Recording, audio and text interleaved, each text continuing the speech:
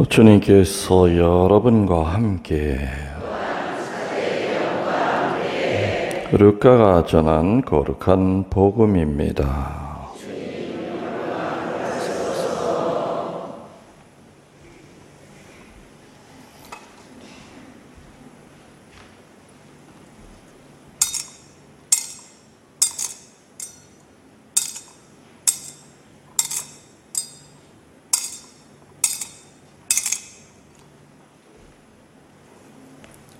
(9장) 51절에서 62절까지의 말씀입니다.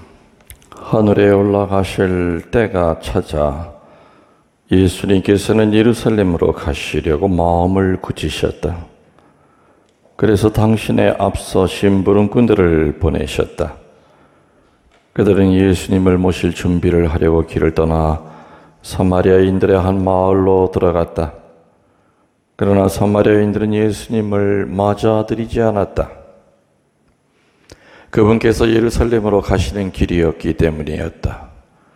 야고보와 요한 제자가 그것을 보고 주님, 저희가 하늘에서 불을 불러내려 저들을 불살라 버리기를 원하십니까? 하고 물었다. 예수님께서는 돌아서서 그들을 꾸짖으셨다. 그리하여 그들은 다른 마을로 갔다. 그들이 길을 가는데 어떤 사람이 예수님께 어디로 가시든지 저는 스승님을 따르겠습니다 하고 말하였다. 그러자 예수님께서 그에게 말씀하셨다. 여우도 굴이 있고 하늘의 새들도 보금자리가 있지만 사람의 아들은 머리를 기댈 곳조차 없다. 예수님께서는 다른 사람에게 나를 따라라 하고 이르셨다. 그러나 그는 주님, 먼저 집에 가서 아버지의 장사를 지내게 허락해 주십시오 하고 말하였다. 예수님께서는 그에게 죽은 이들의 장사는 죽은 이들이 지내도록 내버려 두고 너는 가서 하느님의 나라를 알려라 하고 말씀하셨다. 또 다른 사람이 주님, 저는 주님을 따르겠습니다. 그러나 먼저 가족들에게 작별 인사를 하게 허락해 주십시오 하고 말하였다. 예수님께서 그에게 이르셨다. 쟁기에 손을 대고 뒤를 돌아보는 자는 하느님 나라에 합당하지 않다.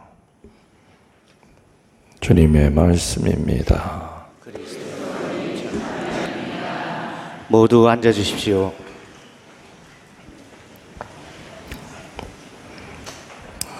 찬미 예수님,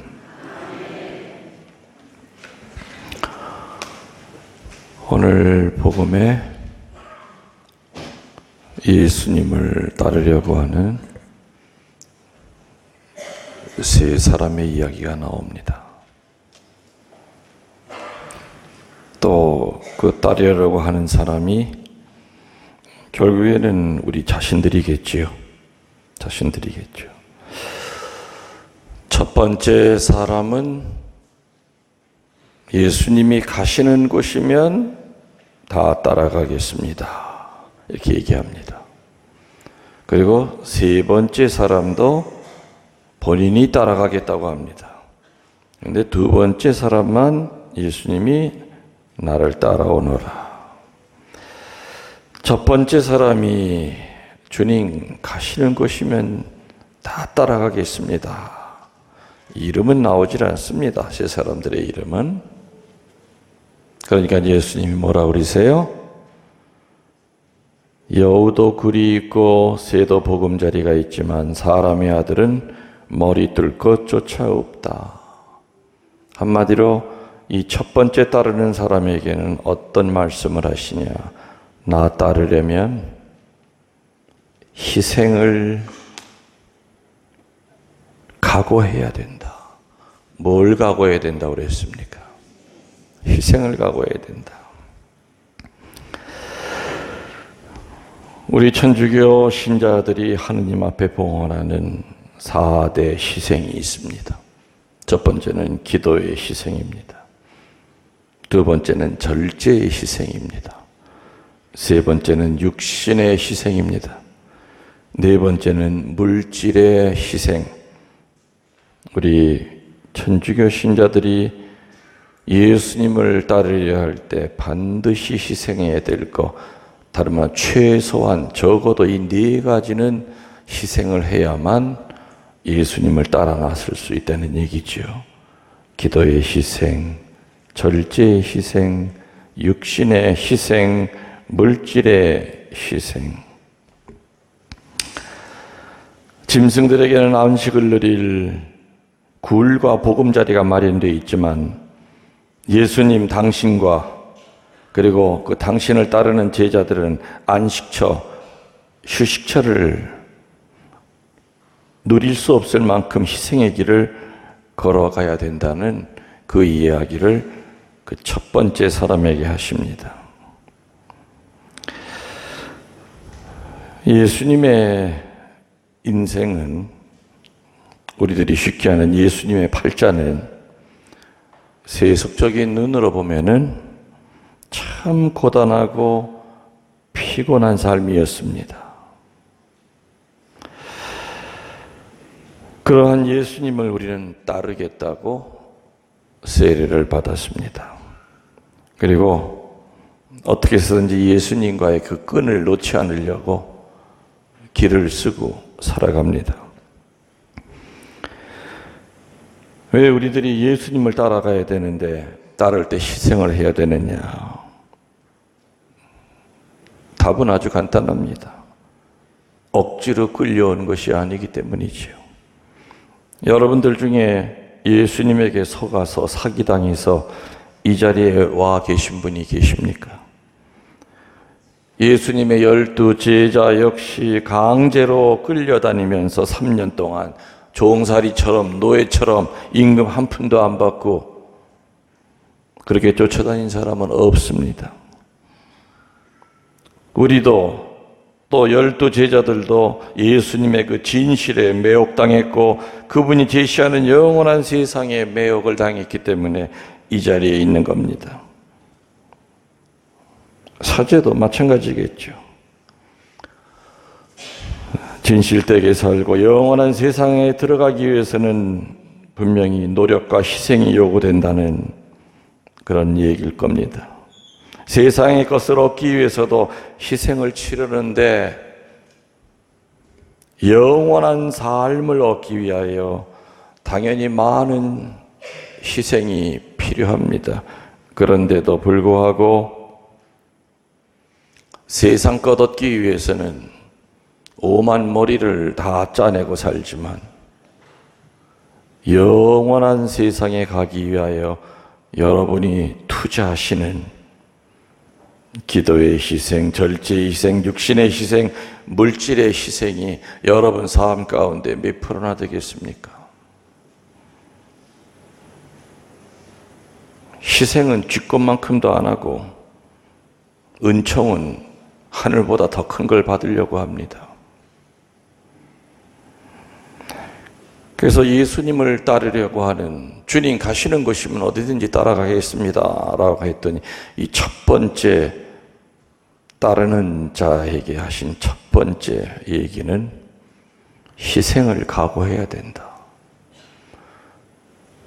희생을 각오하지 않고 과연 나를 따를 수 있겠는가?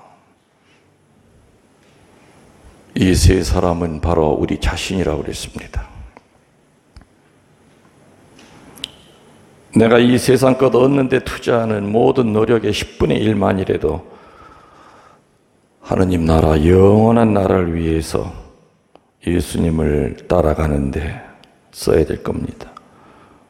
4대 희생이 뭐라고 그랬습니까? 기도, 절제, 육신, 물질. 이것은 최소한의 희생이라고 했습니다. 그 외에도 각자의 악습을 이기는 것도 큰 희생이고, 하느님 앞에 나아가는데 내가 늘 걸려 넘어지는 것이 있다면 다른 사람한테는 그것이 희생이 아닌데 나는 그것을 극복하는 것이 큰 희생이라면 넘어서야 됩니다. 이러한 4대 희생 외에도 우리 각자는 분명히 희생거리가 찾아보면 왜 없겠습니까? 기도, 절제, 육신, 이 물질이라고 하는 4대 희생을 넓게 풀이하면 많은 것을 담고 있습니다. 절제할 게 얼마나 많습니까? 입절제 중요하죠. 기도는 어떤 의미에서 희생이 아닙니다. 기도는 당연히 해야 되는 거죠. 나 오늘 1시간 기도했으니까 나 오늘 희생했어? 아닙니다. 기도는 해야 되는 겁니다. 의무입니다. 그리고 기쁨입니다. 그리고 우리들의 권리입니다. 믿지 않는 이들은 기도하고 싶어도 어디에 기도해야 될지도 모르고 뭘 가지고 어떻게 무슨 말을 해야 될지도 모르지만 최소한 예수님이 우리들에게 주님의 기도는 가르쳐주지 않았는가? 아무튼 첫 번째, 주님 가시는 곳이면 어디든지 따르겠습니다. 우리들이 이렇게 예수님께 지금 얘기하고 겉으로는 살아도 예수님이 얘기하시는 여우도 굴이 있고 새가 보금자리가 있지만 나 따르려면은 참 고달플 거다. 희생 바치지 않고는 나 따라올 생각하지 마라. 두 번째 사람은 본인이 따라가겠다고 하는 것이 아니라 나를 따라오너라 하고 예수님이 쪽에서 선택을 합니다. 하니까 이 사람이 무슨 핑계를 대면서 나중에 가겠다고 그래요? 아버지 장사를 치르고 난 다음에 쫓아가겠다고 합니다. 거기에 대해 예수님이 얼핏 들으면 냉정하고 차갑게 들릴지 모르지만 죽은 자의 장례는 죽은 자에게 맡기고 너는 찍소리 말고 나 따라와. 얼핏 듣기에는 무자비하게 들릴지 모르지만 성경에 나오는 그것을 자세히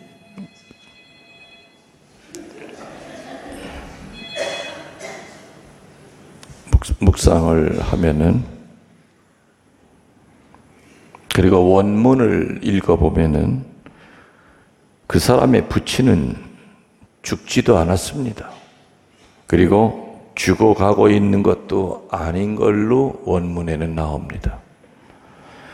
한마디로 핑계를 대고 지금 당장 따르기를 미룰 때 쓰는 표현이 유대인들에게 있어서는 네, 천천히 할게요 라는 그 말을 할 때 늘 쓰는 말이 아버지 장사 치려고 내가 할게. 늘 하는 말이야. 그게 핑계 댈 때 쓰는 말이에요. 그 말 자체가 진짜 아버지가 죽은 것도 아니고 죽어가는 아버지가 있는 것도 아니에요. 멀쩡하게 아버지가 살아있어도 뭔가 하기 싫을 때, 당장 뭔가 행동으로 옮기기 싫을 때 유대인들은 늘 농담 삼아서 진담 삼아서 하는 말이 아버지 장례 치르고 쫓아갈게. 걱정하지 마. 무슨 뜻인지 이해가 되시죠? 모든 일에는 어떤 결정적인 순간이 있는데 그 순간을 미루다가 놓치면 목적하는 일을 이룰 수 없다는 말씀을 하십니다. 내 안에서 성령께서 말씀하실 때가 있습니다.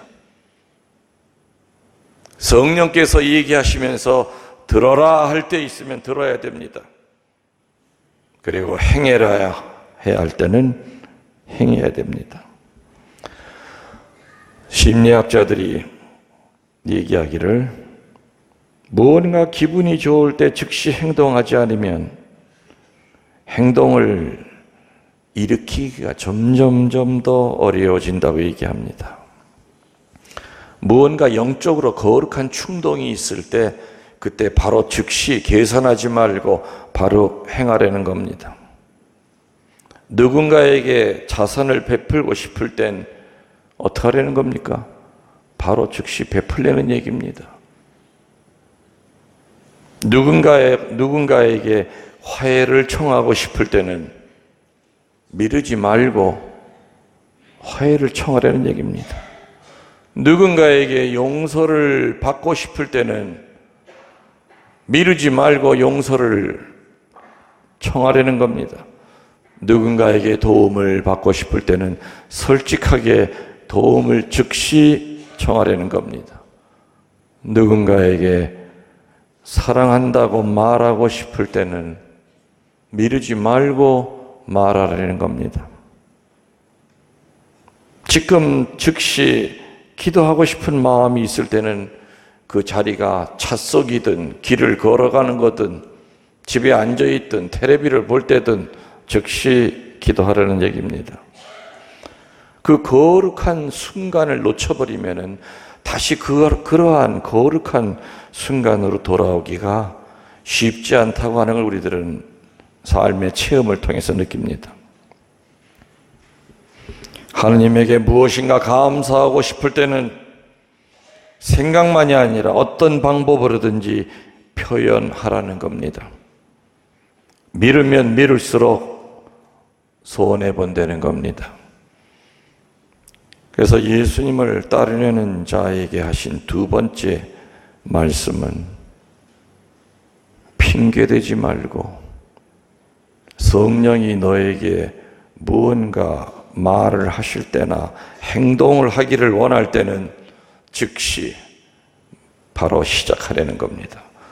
따라와라 하는 하느님의 그 거룩한 부르심을 받고도 이 인간은 예수님과 농담 다먹게 하고 있는 겁니다. 지가 늘 그렇게 뭔가 하기 싫을 때 하는 말을 한마디 툭 던진 겁니다. 멀쩡히 살아있는 아버지를 죽은 아버지처럼 얘기합니다. 아버지 장례치라고 치르고 쫓아갈게요. 핑계대지 말아라. 세 번째 사람은 역시 첫 번째 사람과 같이 주님 따르겠습니다 얘기합니다.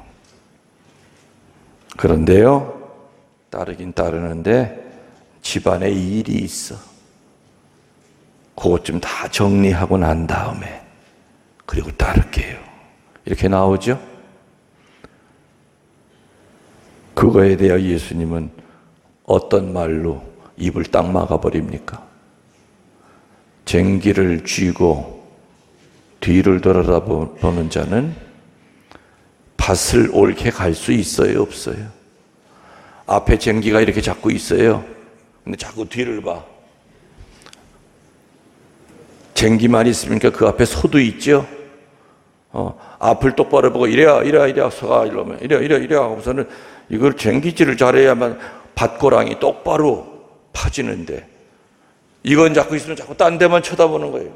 여기 쳐다보죠. 나중에 보면 지 멋대로 밭이 갈아졌겠죠. 쟁기 잡고 뒤돌아보는 자는 올바로 밭을 갈 수가 없다. 어깨 너머로 옆으로 뒤돌아보는 자가 밭이랑을 곱게 갈 수 없는 것은 자명한 이야기입니다. 하느님 나라에 들어오고자 하는 자는 지는 해를 보고 걷는 자가 아니라 등 뒤에 있는 세상을 보고 걷는 자가 아니라 여명을 향해 걷는 자이기 때문에 과거에 집착해서 현실을 망치고 미래로 불안하게 만드는 자가 아니라는 겁니다. 하느님이 내 곁에 분명히 계심을 믿고서 적극적으로 생활하는 사람을 얘기합니다.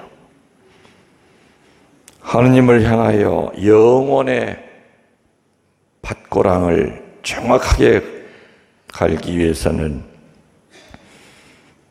적어도 우리들에게는 세 가지 하느님에 대한 결의를 보여야 됩니다.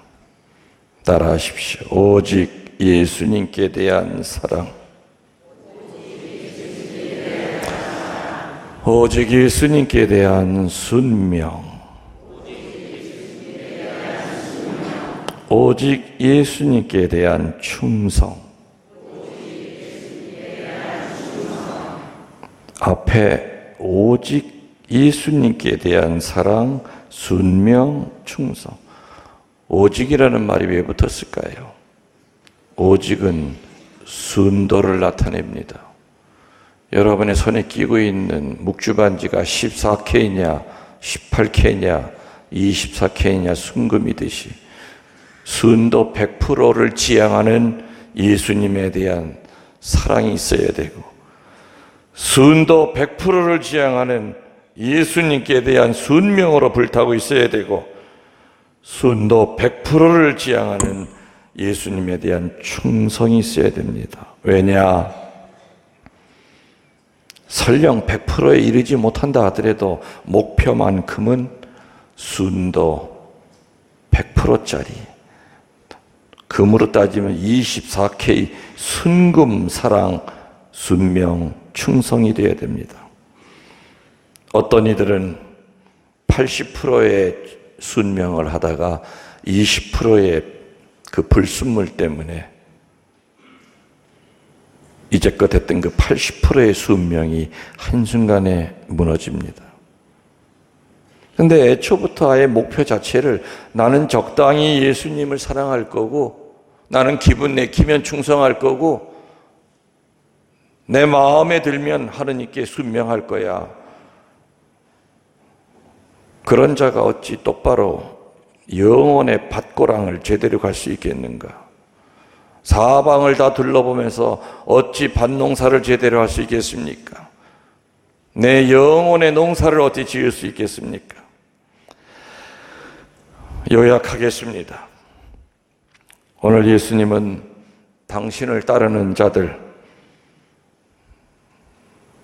당신을 따르는 세 사람, 그거는 우리 각자라고 그랬습니다. 우리 자신에게 나를 따르려면 첫 번째 뭐 하라고요? 희생을 각오해라. 4대 희생, 기도의 희생, 절제의 희생, 육신의 희생, 물질의 희생, 최소한 이 4가지의 희생은 각오하고 나를 따라야지. 예수님은 우리들에게 감언이설로 우리를 꼬신 적 없습니다.